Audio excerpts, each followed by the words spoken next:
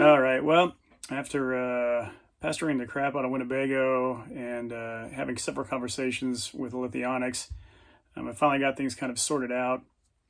And just to kind of go over it, and I will say that if you're having to call Winnebago support, good luck, because I know for me it was multiple calls, several hours only to get disconnected. So not the best, but I did finally get an email response from a good contact I have there. But Winnebago's stance on basically storage recommendations is see Lithionics. So they just defer it to them. Even though in their own promo video for the battery system with the Lithionics, as part of the FLX package, they actually specifically mentioned storage above freezing for longer than 3 months. So why they neglected to address that with basically owners and dealerships, I have no idea. I do know, though, that since I kind of raised the stink, that they reached out to my dealership finally, after I had already passed on some of the latest information to my dealers, or my dealer, but their rep reached out to him and said, oh, hey, by the way, all those FLX units you have, you need to store them above freezing, blah, blah, blah, blah, blah. So now they've pulled all their units into the inside, the other showroom they have.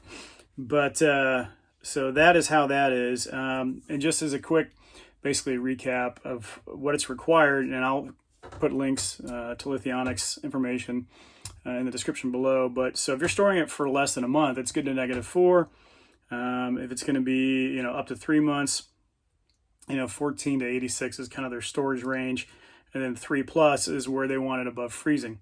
And this is what kind of bit me, because when I talked to one of the guys at Lithionics initially, he said bring it up to 100% and then basically just shut it off. But technically, and this is, again, several conversations with Lithionics and going over their stuff on their website, you actually need to reduce the storage or the battery to 50% before you pull it to store, if that's what you're going to do, or even if you're supposed to be storing it for, basically up to 6 months.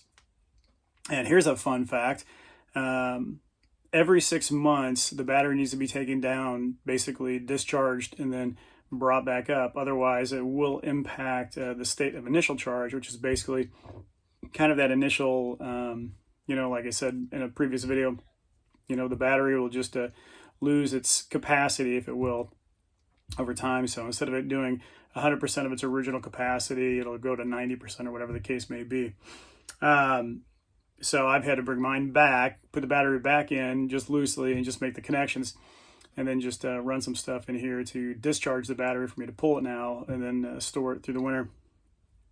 But, so after, kind of going around with Lithionics and then, having multiple discussions with them, I think a lot of it's going to come down to the individual call. So, if you're, south of the Mason-Dixon line, if you will, obviously your requirements are going to be a little bit different, especially if you're not getting below freezing really that much or that often.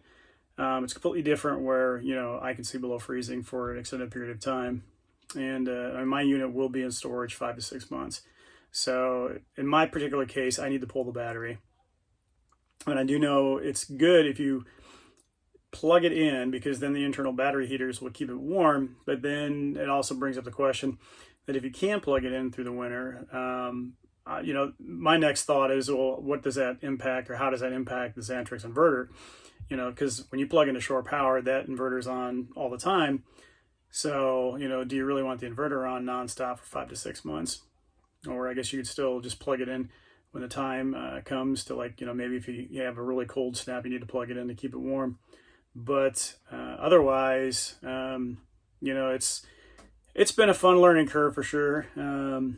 But the battery's getting ready to get pulled back out, and the unit will go back to storage.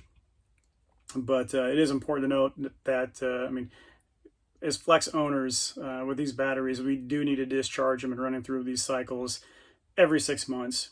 And when we store them, if we pull them, we're supposed to discharge it at 50%. And again, link will be in the description. So, but it's your call. I don't know what everybody's storage situation is, obviously, but it's just another thing to consider. And with that, hopefully, that is it for the year. So otherwise, stay safe, take care. I'll see you next season. Fun fact, the jack will work with the battery out and it connected to the truck if the truck is on. Yes.